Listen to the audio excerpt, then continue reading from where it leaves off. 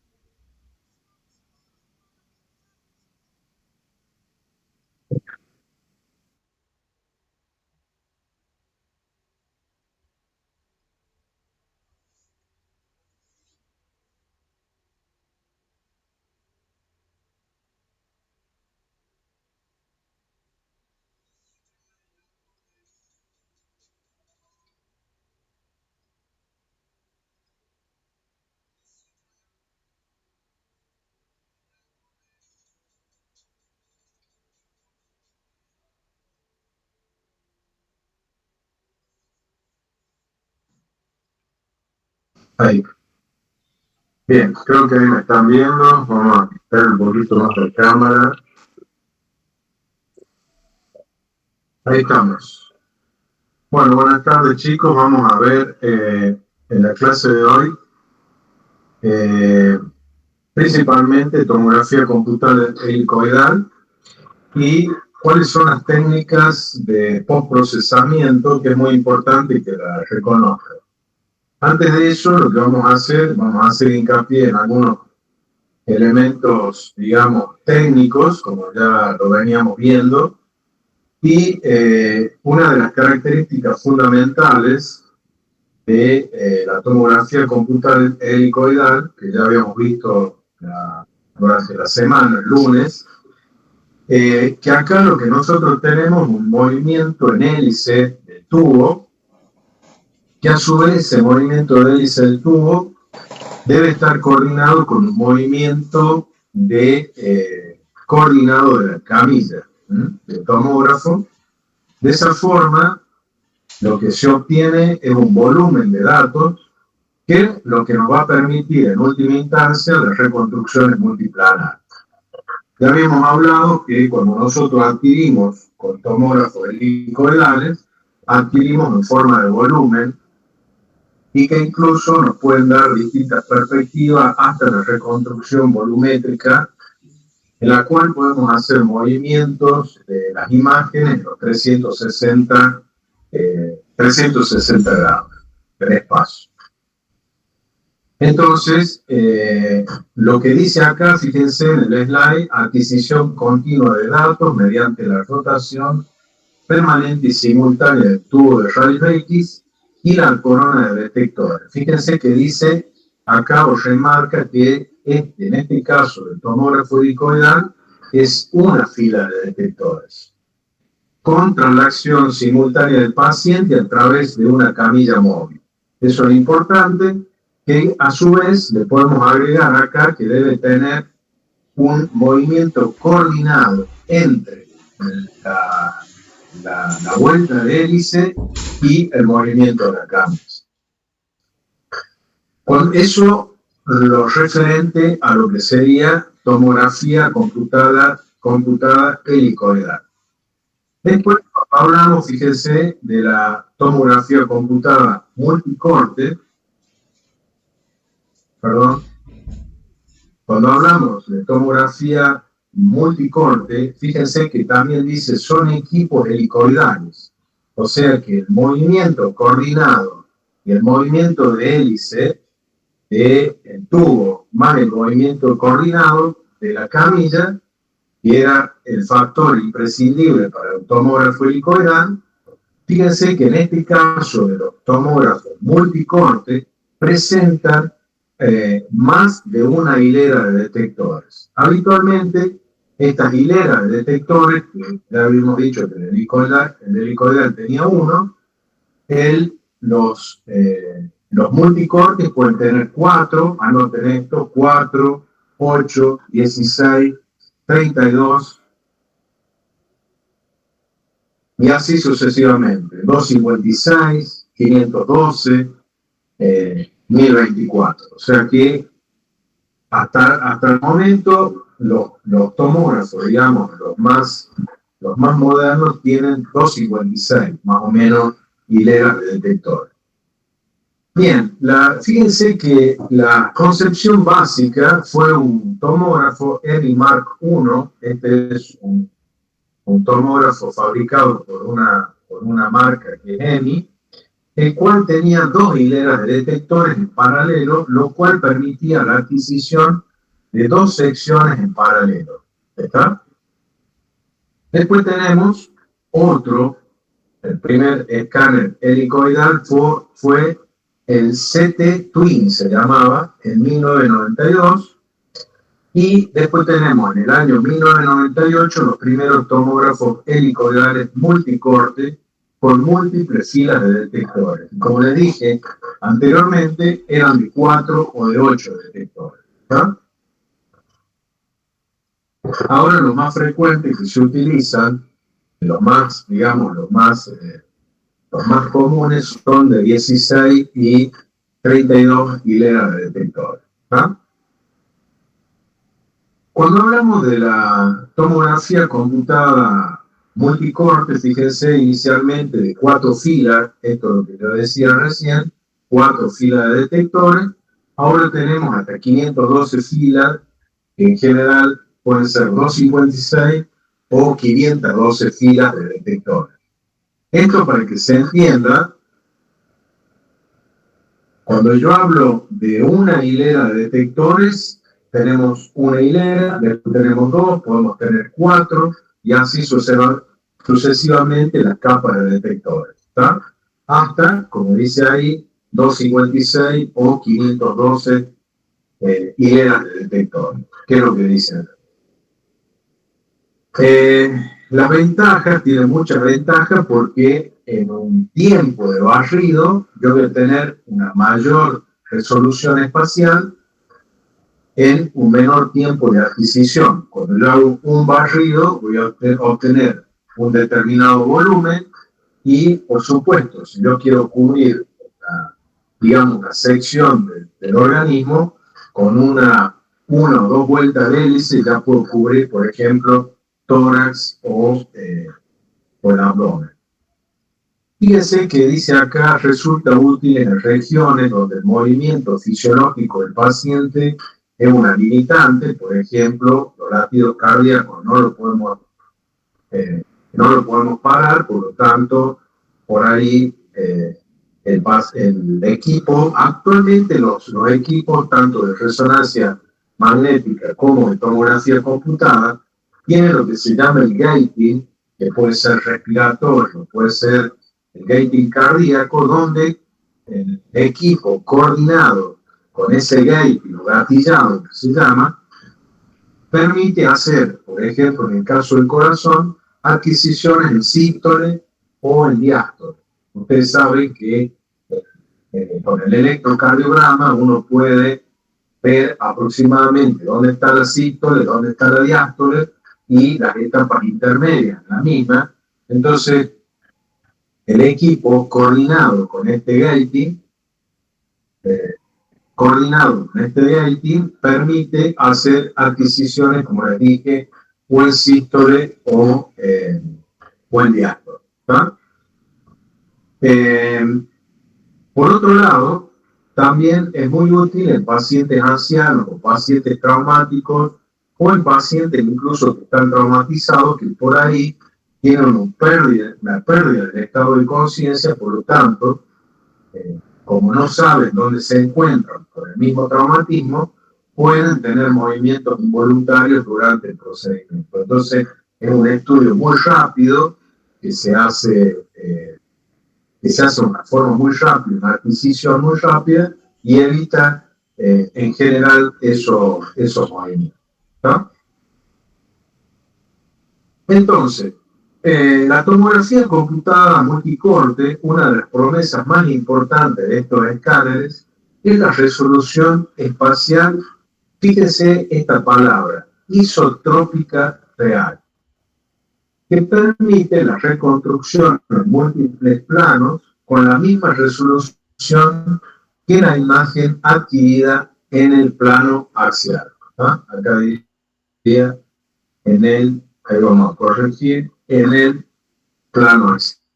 La adquisición volumétrica permitió el desarrollo de la fluoroscopía con tomografía computada y también la endoscopía virtual con tomografía computada. Ahora bien, cuando nosotros hablamos de isotropismo, ¿qué significa el isotropismo? Fíjense que tenemos una palabra, acá tenemos el isotropismo y la contraposición, el antónimo de isotropismo sería el anisotropismo, ¿verdad? Acá para que ustedes se lo graben, miren lo que dice ahí en amarillo, definiríamos al isotropismo la cualidad de presentar las mismas condiciones homogéneas de intensidad, variación, fuerza, brillo, forma, etc., en todas las direcciones. Fíjense que la segunda definición, que es esta que está acá, es biología, medicina, perdón, bueno, se ve que entró algún mensaje. Entonces, biología y medicina es la ausencia de orientación espacial preferente en un tejido visto microscópicamente. También en medicina lo podemos definir como la cualidad de la resolución espacial de la tomografía cuando es idéntica en los tres ejes espaciales. Hablamos de isotropismo cuando la resolución espacial es la misma en los tres ejes del espacio, cumpliéndose ello cuando la morfología del píxel es cuboidea. ¿Se acuerdan cuando nosotros hablamos del píxel? Hablábamos que el píxel tenía un alto, un ancho, pero también tenía la profundidad, que sería el voxel o el volumen. Bueno, cuando nosotros hablamos de isotropismo, digamos, es que todos esos píxeles tengan la misma característica. Habitualmente no las tienen, por eso es que muchas veces puede haber, digamos, al no mantener el isotropismo, puede llegar a más. Entonces, fíjese lo que dice acá, su principal repercusión es que las imágenes creadas por reconstrucción, este MPR significa reconstrucción multiplana, presentan la misma resolución espacial. Significa esto: cuando yo adquiero una imagen, posteriormente esa imagen tiene que ser reconstruida. Por ejemplo, adquiero un plano axial y posteriormente reconstruyo en el plano sagital y en el plano coronal. Para eso, yo tengo que tener píxeles isotrópicos que nos permitan, cuando yo reconstruya a partir del plano axial, reconstruya en el plano sagital y en el plano coronal con la misma definición que del plano axial. ¿Se entendió, chicos? Sí, profe, yo tengo una duda. Sí. ¿Y de qué depende que los píxeles sean iguales? O como usted dice que a veces Perdón, no te escucho bien. Sí. A ver, ahí le subo el volumen. Sí. Hola, ¿ahí me escucha bien? Sí, ahí sí. Y lo que le consulto yo es que de qué depende que los píxeles sean iguales, porque dice que en algunos casos no son iguales, entonces no se Claro. produce la reconstrucción. Bueno, eso tiene mucho que ver con la resolución espacial del tomógrafo.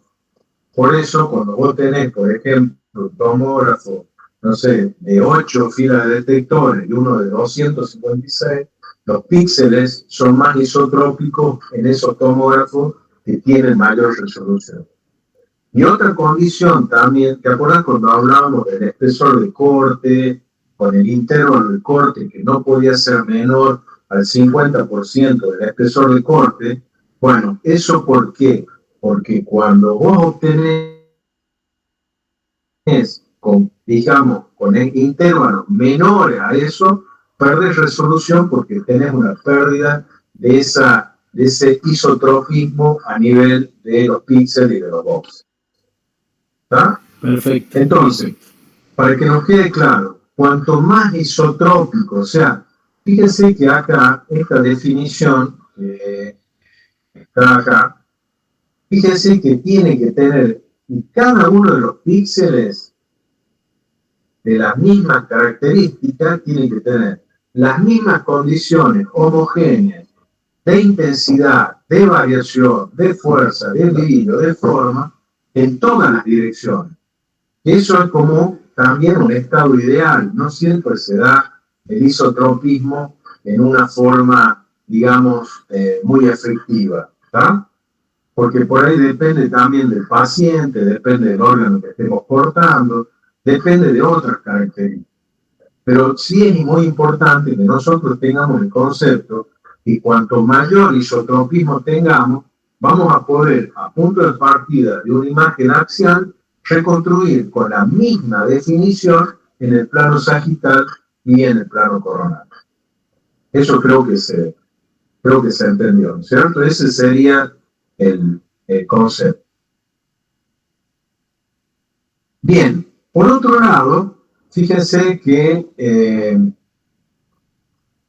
los grosores de corte tenemos un grosor de corte, esto es un trabalengua, pero existe dos grosores de cortes, uno que se llama nominal y otro que se llama efectivo.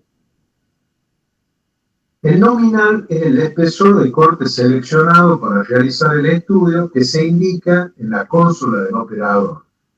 En los equipos multicorte, el espesor nominal de la imagen mostrada puede escogerse prospectiva y retrospectivamente después de efectuar la adquisición de los datos de rayos X. ¿Qué significa este grosor nominal? Era lo que yo les explicaba el otro día, que por ejemplo, cuando nosotros tenemos una workstation o una estación de trabajo, lo que nosotros podemos hacer, por ejemplo, es adquirir con un determinado espesor y reconstruir con otro espesor. Por ejemplo, adquirir, por supuesto, cuando tenemos una mayor espesor de corte, vamos a tener un mayor número de información, un mayor número de corte y una mejor calidad de imagen. Que es la contraposición, que al hacer una mayor cantidad de corte tenemos mayor radiación para el paciente. ¿Está? Entonces, tenemos un grosor de corte que se llama nominal y hay un espesor de corte que se llama efectivo. Esto es lo que hablábamos recién, que el efectivo, el grosor efectivo de una sección tomográfica es la medida, está medida por la anchura a la mitad de la altura del perfil de sensibilidad en el centro. Esto es lo que decíamos recién, el grosor efectivo va a tener relación con justamente ese espesor que no debe ser menor al 50% del espesor de corte. ¿Tá? La tomografía helicoidal, el espesor efectivo del corte es sistemáticamente mayor a la colimación usada. Bueno, esto es física, digamos. ¿Qué otra cosa tenemos que tener en cuenta? Que la colimación estrecha permite la obtención de imágenes de alta calidad en postprocesamiento en tanto en el volumen rendering, que se llama SVR, y en la reconstrucción multiplanar. Por supuesto que al tener una colimación, un espesor de corte mucho más pequeño, lo que dice acá, hay un aumento en la irradiación a la cual sometemos el paciente. Tengan presente que al tener menos espesor de corte, mayor número de cortes para cubrir un volumen y por lo tanto mayor radiación. ¿Está? Profe, y hay, o sea, hay diferentes estudios que se utiliza cada grosor de corte o qué determina eso. ¿Cuándo vamos a usar el efectivo? O sea, me refiero a cuándo vamos a usar el grosor de efectivo nominal y el efectivo. Mira, habitualmente, ¿ah? Eso vos lo colocas, habitualmente ya viene preseteado en el protocolo y habitualmente los tomógrafos por ahí te bloquean cuando vos querés poner un espesor de corte que no es el adecuado. Entonces, habitualmente el que usamos es el nominal, que es el que estamos viendo en la consola del equipo. ¿Ah? Bien, profe, o sea que si hay alguna patología ahí usaríamos el efectivo para ver un grosor de corte más definido, digamos. Exactamente. Sí. Vos cuando necesites tener menor, o sea, cuando vos tengas una lesión muy pequeña, siempre tenés que disminuir el espesor de corte de manera que en un mismo sitio obtenga una mayor cantidad de imágenes. ¿Tá? Es lo que hablamos el otro día en clase. Si yo tengo un espesor de corte demasiado grueso, voy a tener solamente esa información de ese sector. Y si vos dejas un intervalo de corte mayor, por supuesto va a tener una menor información que cuando hace muchos cortes en un determinado sector. También, en contraposición, estás usando, digamos, estás usando mayor dosis de radiación. ¿Está? Sí, profe. Sí, ahí está. Bien. Las principales técnicas de postprocesamiento de la imagen tienen que ver también con estaciones de trabajo, que es lo que yo decía, workstation, es pasar la información a una estación de trabajo y trabajar en ese sector. O la otra también es hacer reconstrucciones directamente en el tomógrafo. Y habitualmente se utilizan distintos algoritmos para reconstruir la imagen de acuerdo a ese volumen de datos que nosotros hemos obtenido durante el estudio. Esto es lo que quiero que se grabe. Ya les dije que esto necesito que lo sepan sí o sí. Habitualmente cuando hablo de procesamiento, pregunto sobre el procesamiento de imágenes, generalmente les pido que me expliquen esto que vamos a ver a continuación, más allá de los detalles del isotopismo. Sí tenemos que saber las hileras de detectores, cuántas podemos tener. Cuanto mayor número de hileras de detectores, mayor resolución, eso tiene que estar claro. Pero esto es básicamente, y esto quiero que lo hablemos, lo discutamos, si no se entiende también lo pueden ver con los jefes de trabajo práctico. Entonces, fíjense lo que dice acá, principales técnicas de postprocesamiento de imágenes de tomografía computada. Recuerden, estas técnicas se utilizan principalmente con tomógrafos helicoidales multicorte. También podemos obtener imágenes a partir del tomógrafo helicoidal, pero con una muy baja resolución. Entonces, fíjense que tenemos técnicas que se llaman bidimensionales o 2D y tenemos técnicas tridimensionales o 3D. De acuerdo a esto, tenemos distintas técnicas. Fíjense que dentro de las reconstrucciones bidimensionales o 2D tenemos la más frecuente, que es la que veníamos hablando, la reconstrucción multiplanar, ¿tá? que la sigla sería MPR, no hay que confundir, ya vamos a ver con las otras.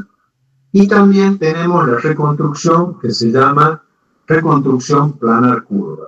¿Tá? Ya vamos a ver cuándo se utiliza cada una de ellas.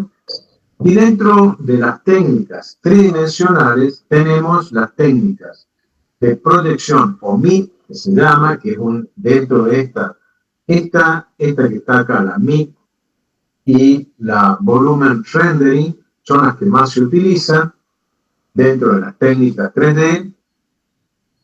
Entonces tenemos la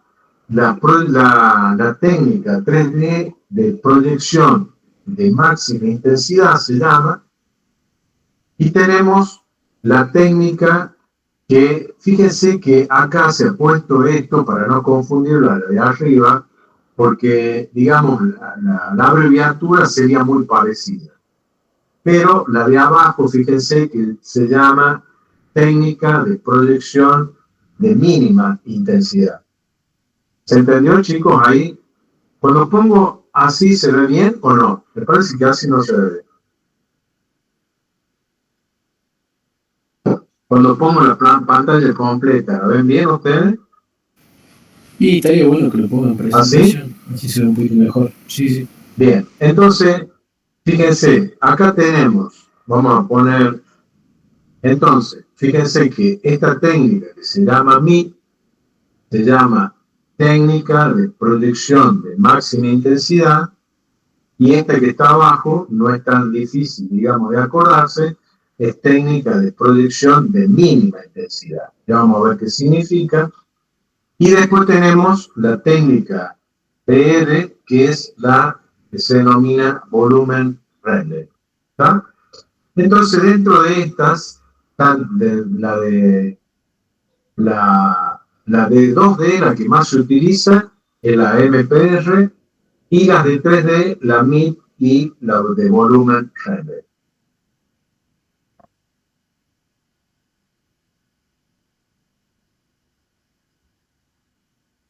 Con este parecido al que veríamos ahí. Esto es simplemente para que vean la sigla, porque tanto esta sería en castellano, proyección de intensidad mínima, máxima, proyección de intensidad mínima, y cómo quedaría en inglés. Tanto la de reconstrucción 2D, la reconstrucción 3D, fíjense que esta también podrían ponerle volumen rendering o habitualmente se dice volumen rendering. Bien, recién habíamos hablado que la técnica 2D de MPR o de multiplanar constituye una técnica 2D utilizada rutinariamente por medio de la cual se obtienen imágenes en un plano distinto al adquirido originalmente. Por ejemplo, adquirimos en el plano axial y utilizamos volúmenes de datos, y este método es un método fácil y rápido. ¿Tá? Esta sería una técnica 2D de reconstrucción multiplanar o MPR. Habitualmente se lo llama así. Fíjense que dice acá, incluso en los tomógrafos helicoidales multicorte se ha logrado obtener vóxeles. Ya dijimos, fíjense, vóxeles isotrópicos, o sea, vóxeles que son parecidos, tamaño, brillo, intensidad, homogeneidad. Lo que permite realizar este tipo de reconstrucciones con la misma resolución que las obtenidas en el plano original, ya hemos dicho, habitualmente el plano axial. Profe, disculpe. Sí. No cambio la diapositiva. Ah, no cambió. Por eso es que habitualmente tenía... ahí se ve. ¿A dónde hemos quedado en esta? Sí, profe. Yo creo que queda en esta, en la primera, ¿ven? Yo les mostré esta otra, que acá, no sé si me alcanzaron a escuchar, pero acá está en castellano, y en inglés, ¿cómo se diría? ¿Ah? Y después pasamos a describir a cada una de estas técnicas. Esta es la técnica de reconstrucción multiplanar, que es una técnica 2D, ya la dijimos, que es esta que estaba acá, la primera, reconstrucción multiplanar. Y esta, fíjense que es una técnica 2D utilizada rutinariamente. Esta se utiliza mucho, por la cual se obtienen imágenes en un plano distinto al que hemos adquirido. Por ejemplo, habitualmente se adquiere en el plano axial, obtenemos el volumen de datos y posteriormente reconstruimos en el plano sagital o en el plano coronal.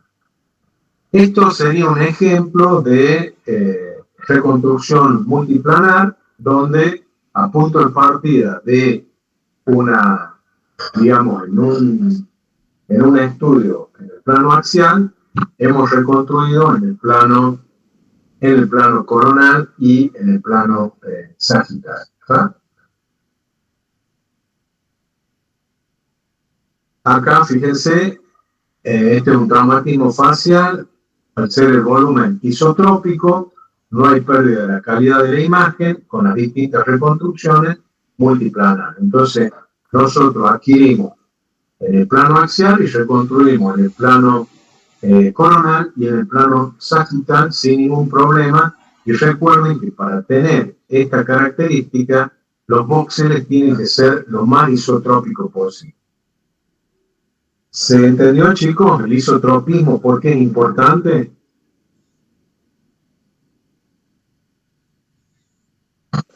¿Sí o no? ¿Alguien me puede contestar? Sí, profe. Hola, hola. No sé si yo tengo el volumen muy bajo acá. Profe, sería que es importante para no perder la información. Exactamente.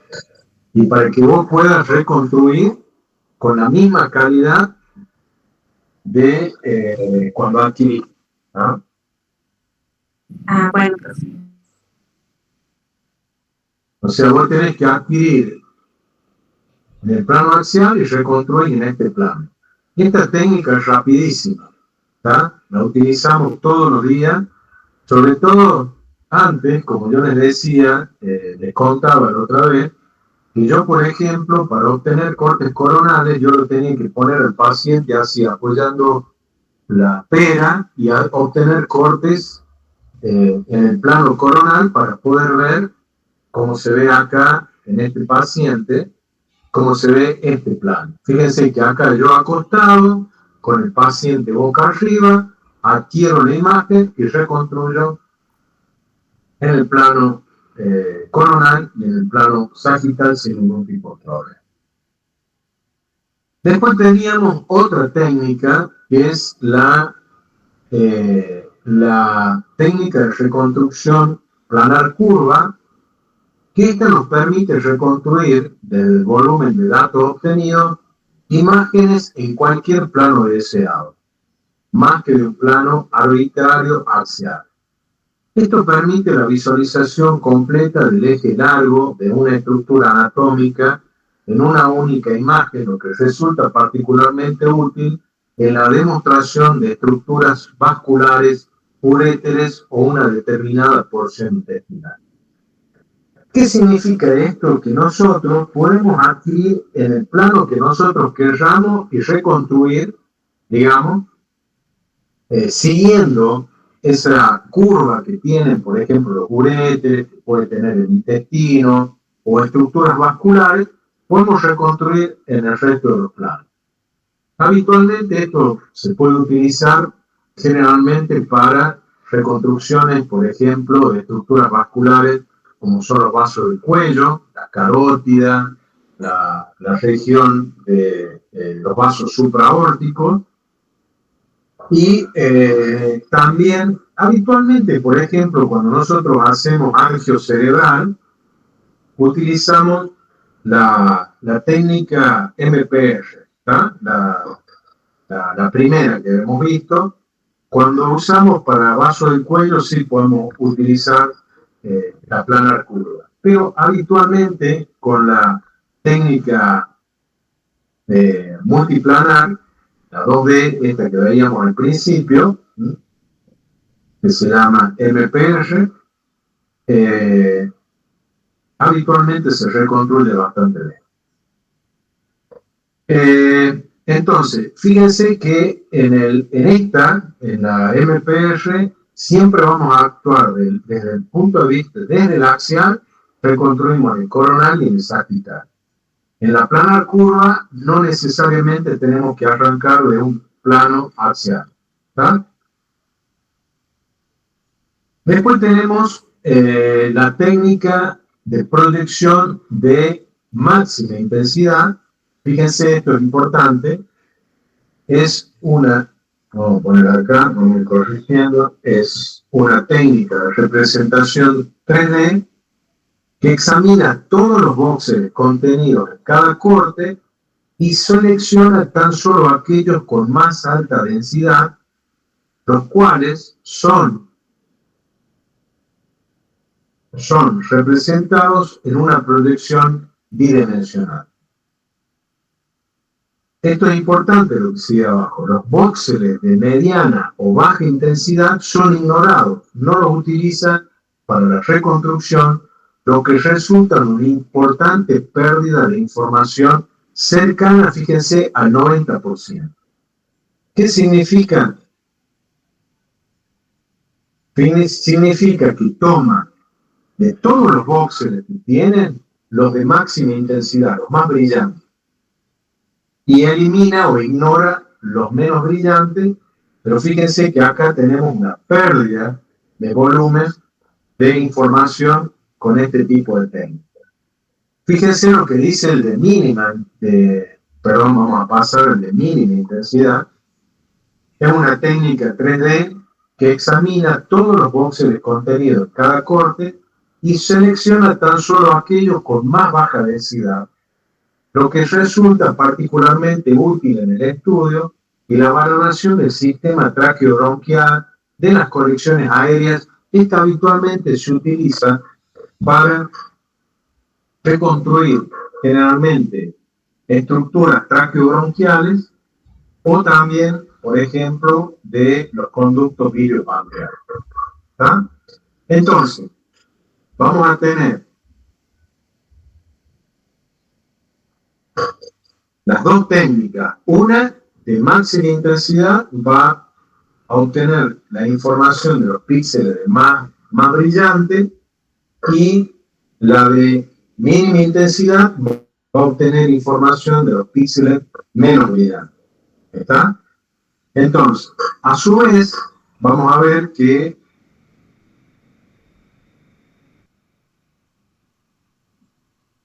cuando hablamos de las técnicas tridimensionales 3D de máxima intensidad, o MIP, esta es muy importante, esta que se la graben, la MIP, cuando yo pregunte cuál es la técnica más utilizada de la 3D, es la MIP.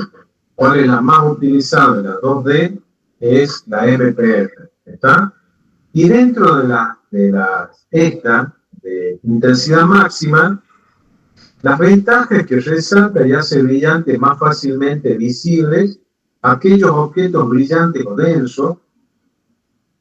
Las desventajas, que utiliza solamente el 10% de los datos obtenidos, es de fácil utilización, especialmente en tórax, aparato urinario, estudios angiográficos y valoración de patología ósea. ¿Por qué? Porque toma principalmente esos objetos más densos o más brillantes.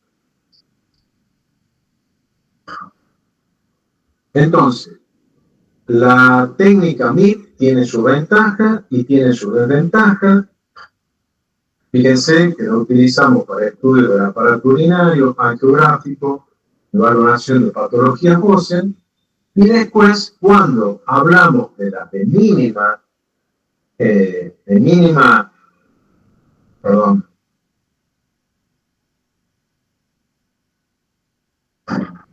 las de mínima intensidad, estamos hablando de técnicas que utilizan principalmente los voxeles que tienen los menos brillantes. ¿Está? Y por último, tenemos las técnicas de tridimensionales o 3D, que serían las de volumen rendering dentro de las 3D. Recuerden que dentro de las 3D tenemos la MIP y volumen rendering, las más utilizadas, y la MPR, ¿tá? De 2D. Las técnicas tridimensionales, dentro de las técnicas tridimensionales 3D tenemos la de volumen rendering, y a su vez dentro de las volumen rendering tenemos la reconstrucción volumétrica ortográfica y la reconstrucción volumétrica en perspectiva. La de la ortográfica, generalmente el método más común para demostrar y asumir la visualización externa de un objeto, y la de perspectiva permite la visualización desde el interior de un lumen y suele ser utilizado como simulador de la fibra óptica en endoscopía virtual o broncoscopía virtual, que se hace tanto a nivel del colon como puede hacerse también en el aparato respiratorio. ¿Está?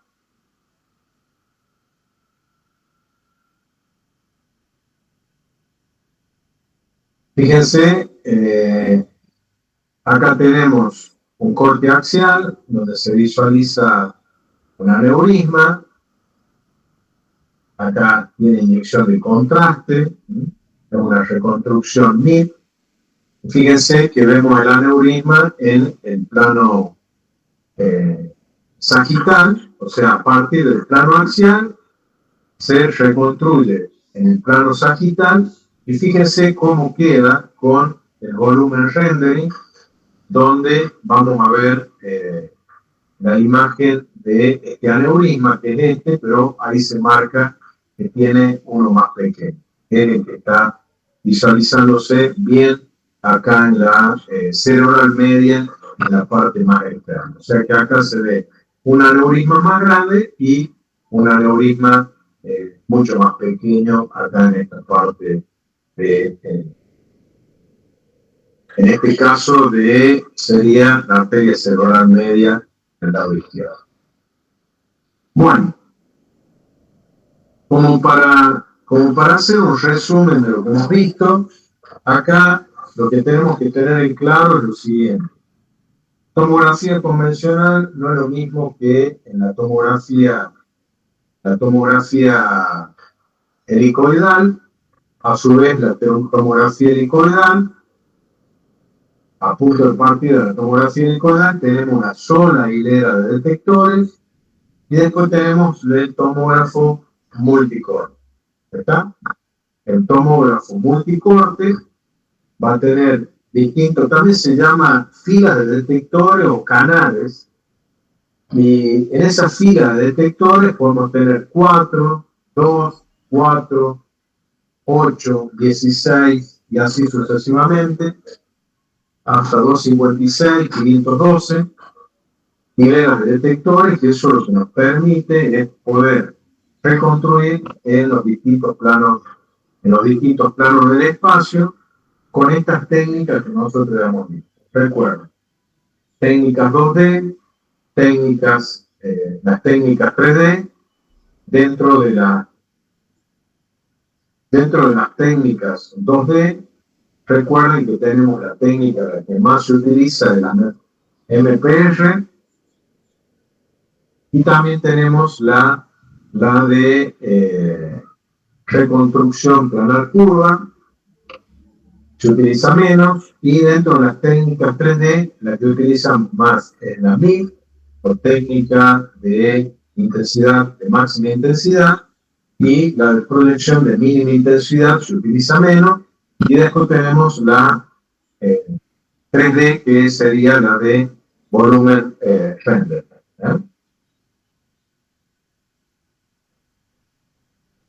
¿Qué otra cosa tenemos que tener en cuenta? El concepto de píxel, el concepto de voxel, el concepto de isotropía. ¿Está? Entonces, cuando nosotros tengamos un voxel con mayor isotropismo, o sea, que todos los voxels tengan la misma característica, la reconstrucción nosotros vamos a poder adquirir en un plano y reconstruir en el plano que nosotros necesitemos con la misma definición que el plano de origen. Bueno, no sé si tienen alguna consulta, alguna pregunta.